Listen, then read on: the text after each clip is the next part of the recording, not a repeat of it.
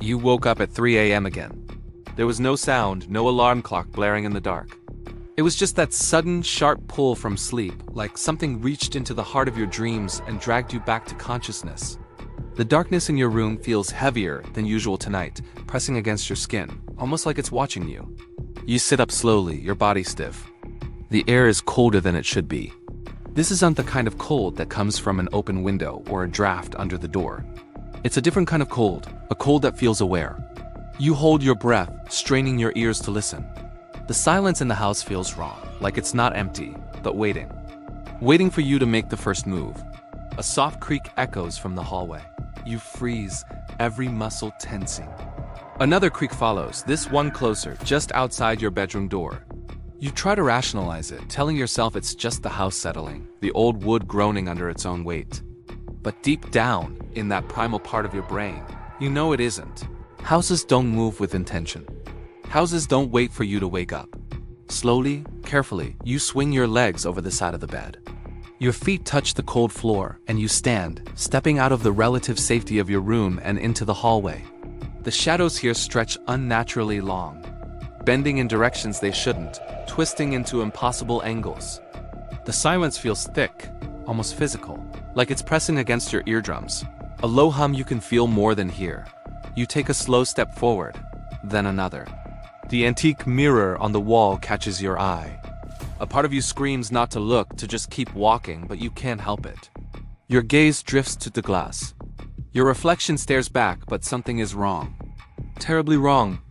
The eyes seem delayed, as if they're thinking before copying your movements. You raise your hand, a small, trembling gesture.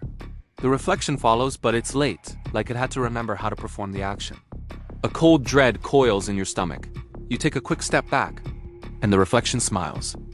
A wide, knowing grin that you didn't make. Your stomach drops, a free fall into pure terror. The lights flicker once, twice, then total darkness swallows the hallway. You feel a breath brush the back of your neck, cold and damp. You spin around, but nothing is there. The air shifts again, this time in front of you.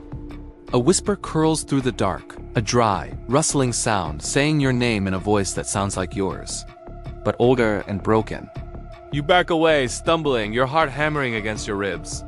The whisper grows louder, layered now with other voices your own, and something else, something ancient and guttural.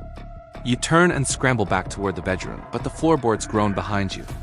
Slow, heavy steps follow, matching your pace perfectly. You run the last few feet and slam the door shut, fumbling with the lock. Your heart is a drum against your ribs. The footsteps stop just outside. Silence descends again, thick and suffocating. Then a knock. Soft, rhythmic. 3 times.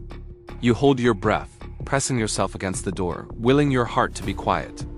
Another knock, harder this time, more impatient. A voice on the other side of the door speaks. It's your voice. "Let me in." A choked sob escapes you. You whisper no. Your voice outside laughs, a low and distorted sound, like it's echoing from the bottom of a deep, wet well. The doorknob begins to turn slowly. It twists one way, then the other, a metallic scraping that sets your teeth on edge.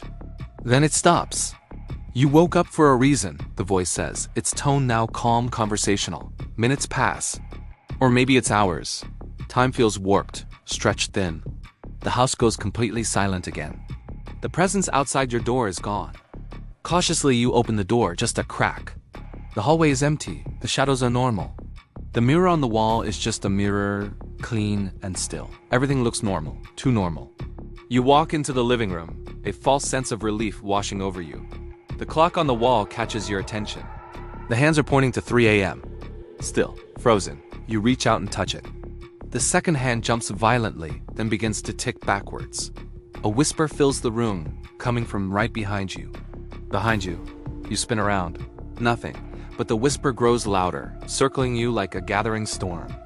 The shadows on the walls stretch again, twisting into grotesque shapes that don't belong to anything human.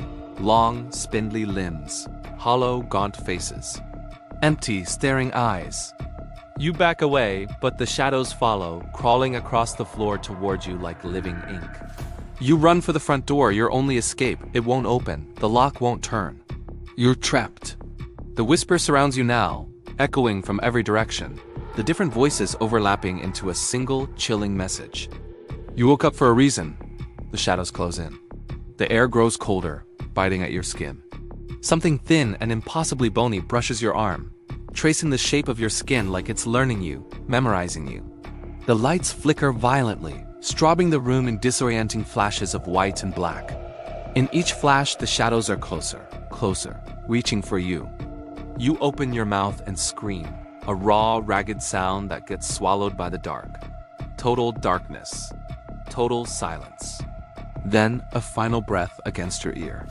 A final whisper, soft and terrifyingly patient. Now listen. The darkness shifts. Something moves within it. And in that final, horrifying moment, you finally understand. You didn't wake up at 3 a.m. Something woke you.